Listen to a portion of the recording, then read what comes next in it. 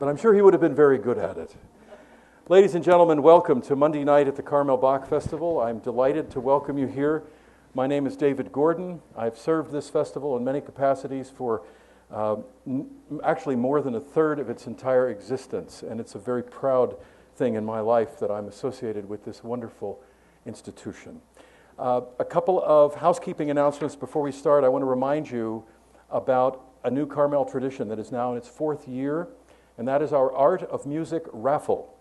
Our fourth annual art raffle features more than 125 miniature artworks that are inspired by the natural beauty of Carmel and by the colorful experience of the Carmel Bach Festival itself. You can view the show and purchase raffle tickets through July 28th from 10 in the morning until the last event at Sunset Center. You buy a raffle ticket, you place it in the box below the work of art that you want to have a chance to win. I've done it, and I got lucky. You can too. The winning tickets will be drawn on July the 30th. You do not need to be present to win. $5 for a ticket, $7 for $30. It's a bargain, and it's a lot of fun. The exhibit itself is a work of art. It's in the upper level of Sunset, the upper patio. It's about 100 feet from the lobby. As you're up there in the upper area, give a look. It's right next to our boutique as well, which is also filled with really cool ways to spend your money. And of course, you get to take good things home, and you get to leave something good behind, which is financial support for this organization. We couldn't exist without that. I thank also AMP 27. Access Monterey Peninsula is live streaming these lectures, everything that goes on in this room, for the entire 2 weeks. On Channel 27, it's local access TV. They make their TV facilities available to local groups, civic organizations, and nonprofits, and we love teaming with them. It's our second year with the guys from AMP 27, and our very own crew member, Jason Mariani, is the interface for us. So thank you guys. They're up there in the balcony, and we appreciate what you do. You're on TV by your sound. Come on, that's that. Yeah, there we go. Yes. Good. This is also a 75th anniversary, and we're calling it a banner year because everywhere there are banners. There's one out there. These banners have a whole amazing story behind them, and you need to read about it in the program book. The article in the program book is written by my wife, who's been in charge of the banner project all year. And one thing you can't miss is the big 5x7 banner that is newly made for the 75th anniversary. It's over the steps from the lower to the upper lobby. The piece was, it's actually a quilt. It was put together by my wife. It was quilted by our very wonderful own Joan Hughes, who's sitting right over there.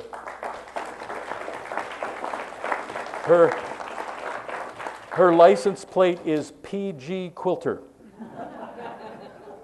Joan is also one of our absolutely champion, most tireless festival volunteers, and we are really grateful to you. So Joan quilted it, and then my wife Jenna decorated it and adorned it with all the bling.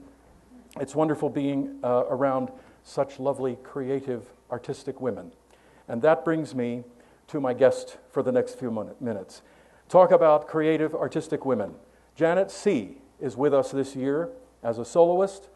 She is one of today's outstanding performers on Baroque and classical flute. For over 30 years, she's performed as a soloist in chamber music and orchestras throughout North America and Europe. She lived for 12 years in London, where she was principal flute for John Eliot Gardner, both of his orchestras, and she made many recordings with them. She was also principal flute for the Taverner Players, conducted by Andrew Parrott. In North America, she plays principal flute right up the road with Philharmonia Baroque in Berkeley, conducted by Nicholas McGagan, of course, and has recorded Vivaldi and Mozart concertos with them. She lives on Bainbridge Island, Washington, with her husband and son, and has deigned to visit us in the other West Coast paradise. Yes. So please welcome Janet C.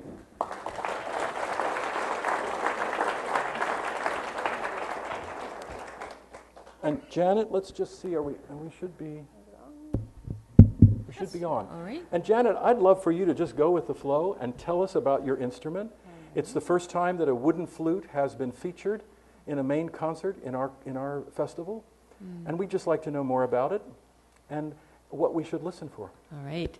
Well, This is a very special event for me, coming down to the Bach Festival. I've heard about it for decades, being a West Coast person, and I've made my life's work, basically, the study of the Baroque flute, performance on the Baroque flute. This is the type of flute for which Bach wrote all of his repertoire.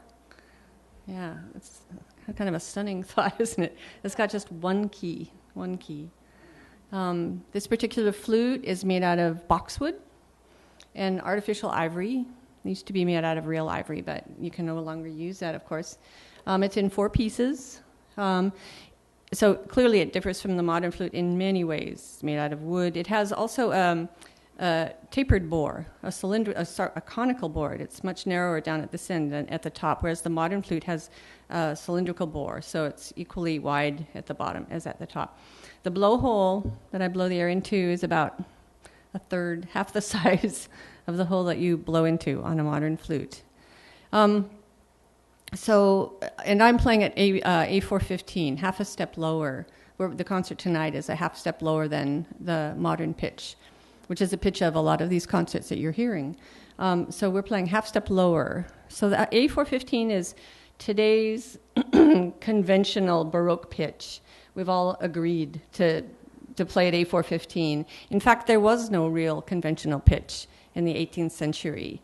And oftentimes you'll find Baroque flutes in museums in a box. And this particular section is called, they have what's called a corps de rechange, which means that this is it's interchangeable, this particular joint. So if it were longer, the whole flute would be lower. If it's shorter, the whole flute is higher. And they needed that capability so that as they traveled around Europe, they could be flexible with the pitch they played at. So, it's just got a very small hole to blow into, 6 finger holes, 7, 1 under the key. Clearly, let me just play a little bit for you now, because you'll hear how different it is. And one of the big differences you'll hear is that the notes on the instrument are not equally strong. Because of the way the flute is made, some of the notes are cross-fingered, which means basically they're just altered forms of other notes. I just start adding fingers until it's low enough to be, for example, a B flat. And so it's the quality of the notes is very uneven. They're very bold notes, and then they're very, very covered sounding notes. And my training was on modern flute at Oberlin Conservatory, so I remember doing exercises for years where, we worked to get homogeneity between all the notes of the instrument. And now it's simply impossible. So let me just play a little bit for you. Mm-hmm.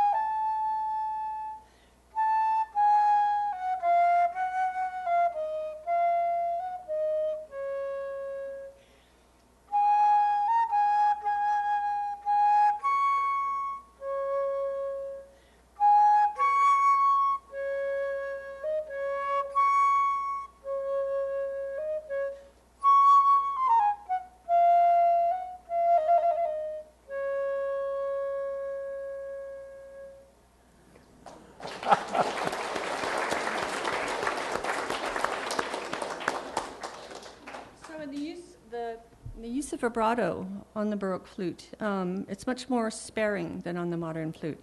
Vibrato was considered in the 18th century to be an ornament, basically.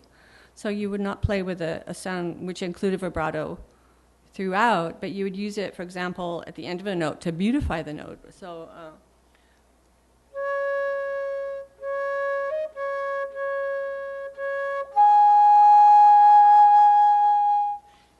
it added at the end. There's also something on the Baroque flute, particularly in the French style, called flattement, which is a very French ornament, but it's a kind of finger vibrato.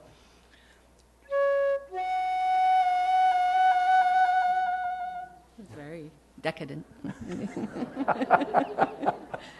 So I think, aside from the obvious, you hear very, very different sound than the modern flute.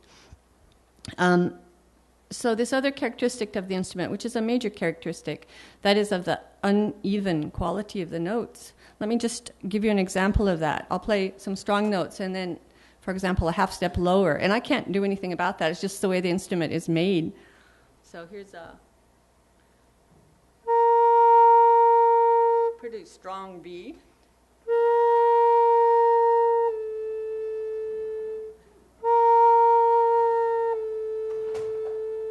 So basically, I skip a hole to let it vent and then just start adding fingers till it's low enough to be a B flat.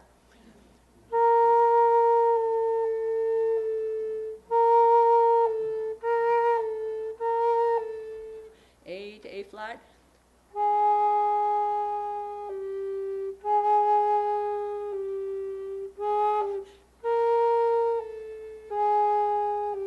It's almost like different syllables, isn't it? So it's a characteristic that is at first very frustrating when you're a modern flute player coming to Baroque flute, but after a while you come to really enjoy it and really appreciate it because it adds so much color to the music. There's also another characteristic of the flute, which is there are certain trills which will sound very funny to you. In fact, when we were rehearsing this suite we're playing tonight, there was one and Peter Hansen just started laughing. He said, I wish I could do that. So again, it's a matter of the fingerings. So for example, A sharp trill, it's far too busy to move all those fingers, and the difference between the notes is not great enough anyway. So I end up actually playing an A sharp to a C sharp.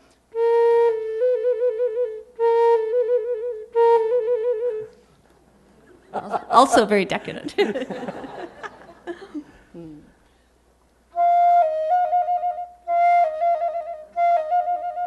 Wow. Yeah. Wow. Yeah. That's tricky. Tricky. You wouldn't notice it unless you were listening for it. Right, yeah. Uh-huh. And then you think, what's gone wrong? What's she doing? So, yeah. Does anyone have any questions? I do. Yes.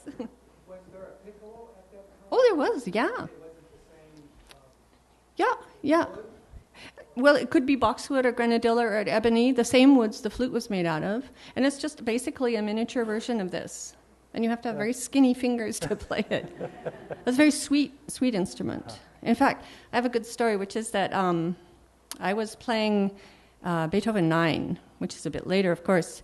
But my parents, who lived in Spokane at the time, found this piccolo in a barn, basically, somewhere out in the wilds of the countryside. And they showed it to me, and I said, yeah, I think that'll work. And it actually had 4 keys, I think. So I took it to I was living in London, I took it to a flute repair person, and he fixed it up, and sure enough, used it for the march in a recording with Franz Bruggen's orchestra for that. Although it did not go up to the high A, which I had to use another one for that. Yeah, so, yeah. Oh. Do you tune it just by rotating You pull it out. You know, a longer flute is a lower flute. So if you're sharp, you pull it out or push it in to make it sharper. But also that's a really good thing to bring up, which is one of the other big qualities of this flute is that it's not naturally in tune, if you can actually consider any instrument naturally in tune. But the F sharp is very low, and this is the venting hole for both the F sharp and the F natural. So the makers, when they make it, have to find a very good compromise. If they make the hole too big, the F natural will be better, but the F sharp will be too high. Is that right? So it's a flat note. Yeah, F sharp's a flat note. natural Yeah. is a sharp note. So I have to expose more of the hole.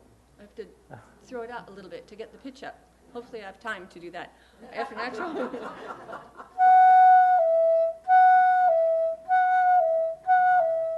I have to correct it down. I have to cover more of the hole for the F. But I also have some alternate fingerings, which is nice. I've got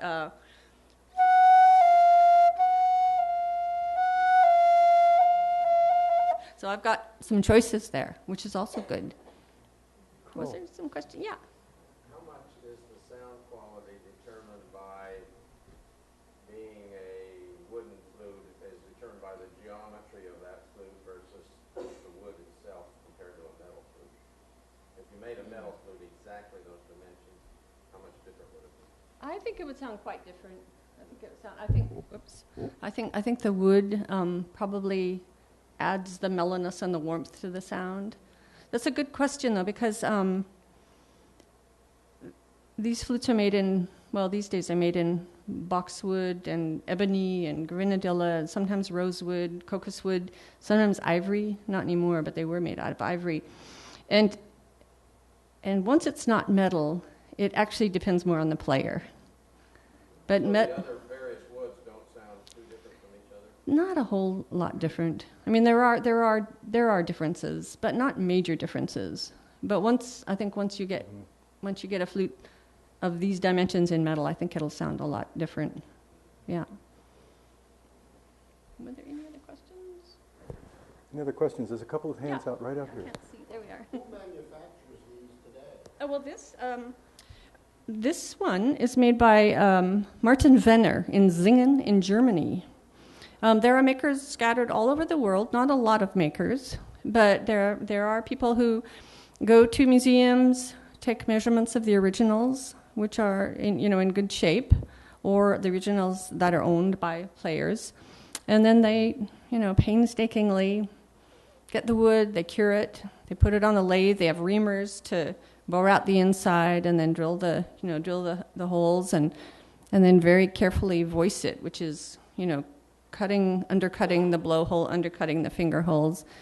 There's actually a very, very fine maker up in Mendocino in California called Roderick Cameron, who's a Scotsman who started his career as a tool maker for Rolls-Royce engines. So, yeah, he's very precise in his making. Yeah. Yeah. Did Bach's flutes use Bach's wood?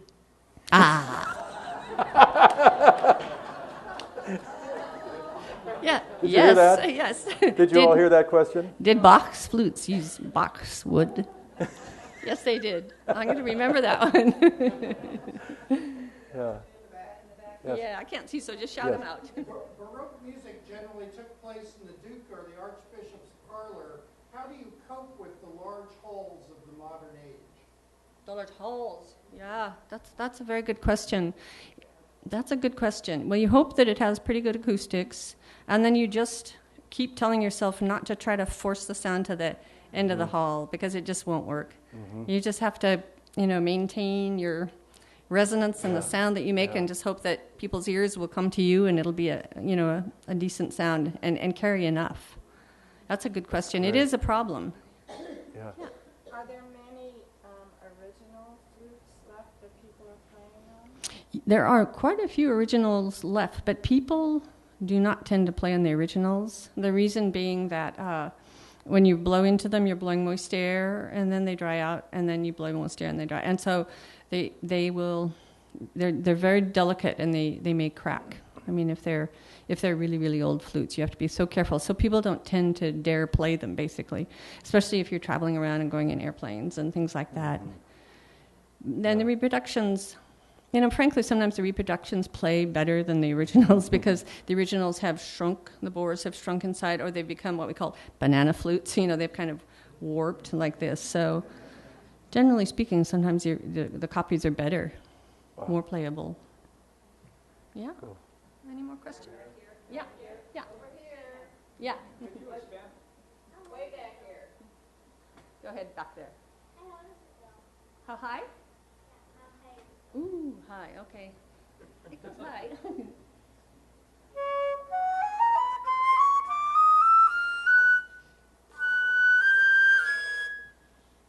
goes up to the high A. So not quite as high as the modern flute. And when it goes that high, it's a special event, let me tell you. And Bach does it, of course. Bach does it. Yeah. Mm-hmm. How hard is it to switch from a metal flute to a wooden one? Like when you have as opposed to Right. Well, I still switch now and then, but if you've spent a good deal of time on this flute and really get the fingerings down and the way of blowing down, then I think you can switch. It's tricky if you just spend a little bit of time with this flute and then switch, because you tend to, transplant your modern technique onto this flute. So you need to spend a good amount of time, like a year or two, on this flute, and then it's pretty safe to switch. So are the fingerings for the notes the same? Some of the fingerings the same, some aren't. Which brings me to something I should have talked about, which is, those weak notes that I was talking about. That was the point of adding the keys, right? This uneven quality was considered desirable and colorful and interesting, and then all of a sudden, when the halls got bigger, it was no longer so desirable or interesting. It just wasn't sufficient. So, for example, that lovely G sharp, that's one of the keys. That was one of the first keys. Or the B flat, that was one of the first keys too. And those troublesome F naturals and F sharps, that was one of the first keys. So that was the reason for adding the keys, to correct this funny unevenness, this lack of homogeneity between the tones. All right. Cool. You said you can expand a little on once it's wood, it depends on the player, I think is what you said. Yeah. Well, the question was, once it's not a metal flute, it really depends on the player what kind of sound you get. Embouchures and blowholes are very, very, the relationship between the two is very, very different, really, from player to player. People have very different, they're called embouchures, the position of your mouth when you blow. And I just find that has a much greater impact on the sound you get. You get the kind of embouchure you have, how relaxed it is, or how tense it is, or your posture even, your posture. Some people, when they play, will be more tucked, some will be more open, and that'll have a tremendous effect on the sound. A bigger effect on wood than on metal. I think so. Part of that's because the hole is so small, The margin for, don't want to say error, the margin for differences is much greater. It's so small. It's so easy to lose the air or whatever. Yeah, I always, sometimes I think about the modern flute as being a powerful automobile. You can put a lot of gas into it, put your foot down and it goes. And this flute is more like do you know what a Woody is? Those little cars? Well, the Citroën Deux Chevaux, like I had it, they just kind of do this. They make curves very well, but they don't go. Power is not there. Yeah. Super. Yeah. Jan, yes, go ahead. One more. How do you care for your flute? Oh, you care for it very carefully. How do you care for it? Yeah, you have to keep it oiled. If you fly, you put it in a plastic bag so that any humidity that's with it already stays with it. Mostly just keeping it oiled and not subjecting it to extremes of cold or hot, basically. Yeah. Almond oil. Yeah. Yeah, the inside. I was told by the maker, I saw the maker at the Berkeley Festival, and after having oiled it assiduously on the outside as well, he said, well, you don't oil the outside of boxwood flutes. Right, yeah. No, I never do that.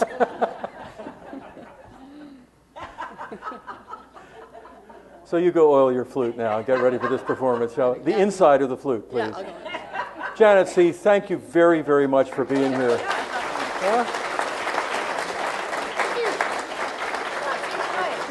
Next week, you want to do the same thing? Yeah, be here again next week? Okay, we're gonna do the same thing next week. I had all these wonderful remarks prepared, and I'd much rather listen to you. They hear me talk all the time. Thank you very much for being here, and I can't wait till you hear this fabulous Bach suite with this sparkling tap dancing flute in that one fast movement especially. Yeah, go for it. Yeah.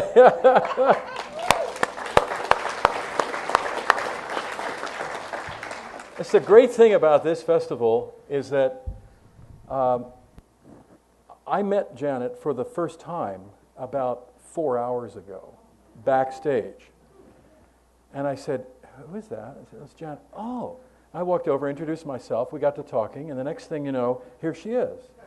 I just loved it. I was so thrilled that she would take time at the beginning of the concert, because they're up there now getting ready to go. But I really felt that it was valuable for us because this is the first wooden flute to appear in any of our main concerts. We have used wooden flute occasionally, experimentally, in some of the chamber concerts over the years, but not recently. And so we are playing around right now with some historic brass instruments as well. So the sound of the trumpets and the horns and the trombones will be a little different in certain of our concerts. She mentioned 415. This is a magic number for us.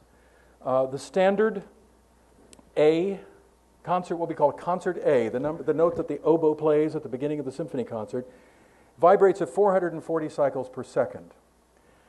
That's not by accident. There was an agreement by the American Federation of Musicians in 1935 that made that the standard concert A in North America. Until that time, there wasn't a standard. Pitch over the years, over the centuries, has varied wildly. I mean, not just widely, enormously. Until fairly recently in Berlin, they tuned the orchestras almost a half step higher than here. Singing the Evangelist in Berlin was a very spiritual experience. I did it many times. Some countries are still a little bit lower. Some countries are still a little bit higher, but because of the international music scene, it makes sense if you're traveling the world as a flute player or an oboist that everybody tunes to the same notes. And it's becoming more and more like that now. But it wasn't. Up until the 1930s, you would go from Cincinnati to Cleveland, and you'd have to retune the piano. You'd go from Cleveland to Philadelphia, and you'd have to retune again. And so, and what we have found is that in general, the A440, the modern pitch, is a little bit higher on the average than the pitch was in Bach's time, although it's way more complicated than that. Most of the early instrument, period instrument, historic instrument groups tuned to A415. This is the only historic instrument concert on our main series this year, and they are tuned to 415. The violins are a little different. The strings are a little different. The tension of the strings is a little bit less intentionally. It creates, for the violins, the same kind of changes that it would create for the wooden flute. It's different. It enables the player to make different kinds of choices and respond to the notes on the page in a different way. I grew up in the generation, I'm of the generation that grew up hearing in our university years the very first recordings on period instruments by Nicholas Harnoncourt and Gustav Leonhardt in the 1960s. The B minor Mass, St. Matthew Passion, opened my ears. I'd never heard anything like it. And now there are a couple of generations who have come up hearing the period instrument, the historic instruments, including a lot of instruments that exist now as reproductions that didn't even exist when I was going to high school. And so we have a whole generation or two of players who are no longer just looking into the scholarly treatises about what notes are right and what notes are wrong. They've grown up playing this music. And when I get into the debate with people about, well, should we use old instruments and new instruments, I paraphrase another organization and I say, instruments don't make music, people make music. And it doesn't matter so much ultimately what the instrument is if the person holding it is not going to make beautiful music. And if they do make beautiful music, they can make different kinds of choices on these ancient instruments. And that's what we're going to hear tonight. Just a couple of words about tonight's concert. It's the word concert comes from the word concerto. They have the same etymological roots. Let me just talk to you for a minute about this program largely of concertos tonight. The etymology is interesting because the Latin verb concertare means to dispute or contend, But the Italian verb concertare means to agree or get together.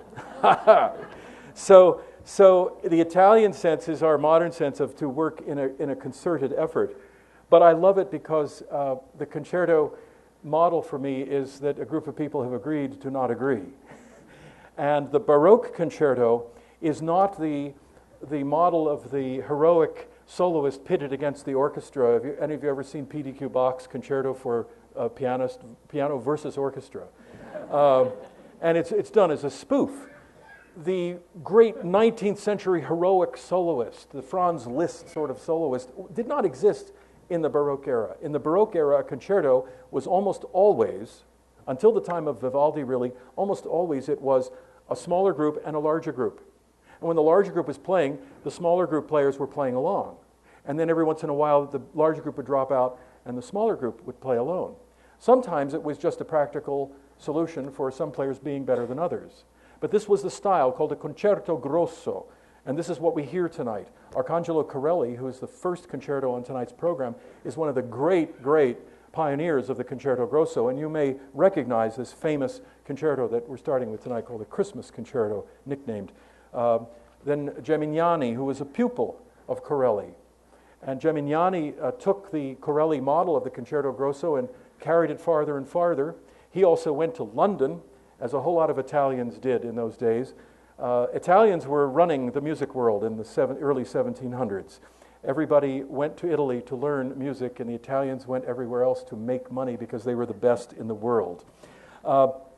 The three composers who put the concerto on the map were probably Giuseppe Torelli, whom we're not hearing from tonight, Antonio Vivaldi, and Arcangelo Corelli. And these composers were very important for the establishment of this art form. We're also hearing a kind of concerto grosso from Johann Sebastian Bach, of course. We're hearing the Brandenburg No. 3. And that, too, is a concerto. It is a concerto grosso. It's a concerto of a larger group and a smaller group. I love the Brandenburgs. They are Bach's wonderful group of 6 concertos written for the Margrave of Brandenburg. I like to think that Bach knew he wasn't ever going to be paid for this commission, because he wasn't. That's why he used music that he had already written. He just copied it out so it looked all new and sent it off to the Margrave of Brandenburg. He still didn't get paid, but it didn't cost him a lot of extra effort. The fortunate thing is that Bach probably wrote lots and lots of other concertos like this. The only reason we have these 6 is because he sent them to the Margrave of Brandenburg and didn't give them to one of his ne'er-do-well sons who used his music to write their own on the back of. Keep in mind, I'm very fond of saying that Bach, probably half of all the music Bach ever wrote, half of all the music that Bach ever wrote was lost after he died. So we're very grateful when people give it to other people and it's saved. Then we almost end with Vivaldi, the Red Priest, who was the man who pioneered the solo concerto. He was himself a wild, virtuosic violinist, and he pioneered the idea of a concerto for 1 or 2 or 3 violins as opposed to a concerto grosso. Whirlwind tour through this music tonight, but I'm so much happier that Janet C. was able to talk to us. We do hear the Bach Orchestral Suite No. 2 in B minor, which features very prominently a flute part. We are performing in various places on our festival, all the Bach Orchestral Suites this year. You might have called it a concerto. Bach might have called it an overture. What's in a name? This is a suite that is as interesting as any of the concerto grossos that you're going to hear. And then, as a final ear-cleaning exercise tonight, my colleagues are going to leave you with music by the tango meister, Astor Piazzolla. Astor Piazzolla was born in 1921, died in 1992. And he was an Argentine tango composer who dabbled in what we would call classical music. The piece you're going to hear tonight was originally written for film in 1984, a film called Henry IV, Enrico IV. And we're trying in some of our concerts to put in a little tidbit like this. Our music director calls it pepper and spice. And he and Peter Hansen put their heads together and picked this particular piece by Piazzolla, which is for violin and strings. It is, in a sense, a 20th century concerto. This is an evening of concertos in the Baroque style, and we all now have a personal connection to the wonderful artist who is standing right here. Isn't that great? That we saw her. We saw her and we heard her talk, and we heard about the instrument, and now when she stands up there in whatever finery she's going to be putting on in the next few minutes, we have a sense of who she is. That's what I'm about here at the festival, is so that we meet you and you meet us. Tomorrow is a big day for me. It is our narrated concert celebrating the 75th anniversary of the Carmel Bach Festival.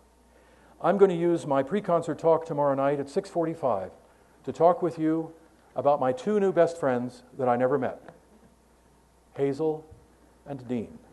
How many of you know those names? How many of you have ever heard those names? Hazel and Dean.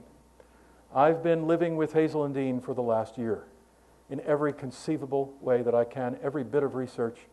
I've never worked so hard on a project to come up with 1,900 words for a script for a concert.